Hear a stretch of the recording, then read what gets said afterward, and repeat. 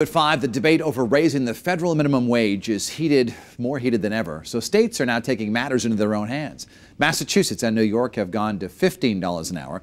Here in Connecticut, lawmakers are making another push. Our chief Capitol reporter Susan Raff is live at the Legislative Office building in Hartford. Susan? Dennis, definitely a push. In fact, progressive Democrats say they have an agenda that they want to put forward in January. One of them would raise the minimum wage.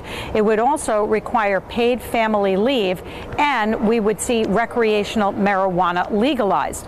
Now, this is just a wish list right now, and they do face challenges.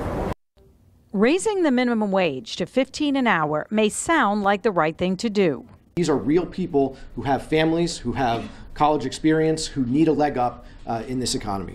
Progressive Democrats want Connecticut to mirror a bill signed into law this summer in Massachusetts, phasing in $15 an hour by 2023.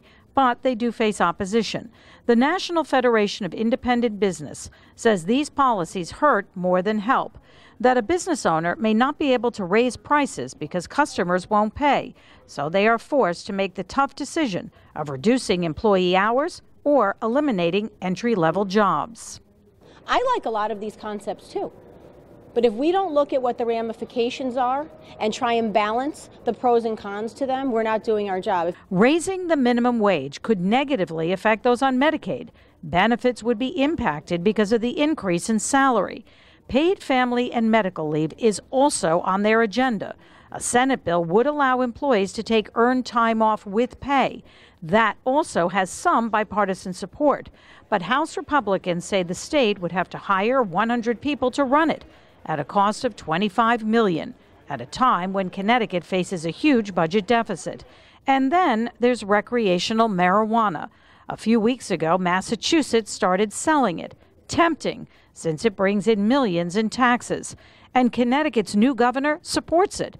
But some question if the money is worth it. It's sort of a philosophical discussion of whether or not people should freely have access to an illicit drug. I don't consider that economic development.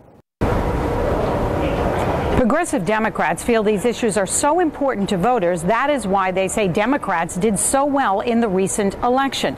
However, Republicans say that simply isn't so. They feel Republicans did poorly because of President Trump and what is going on in Washington.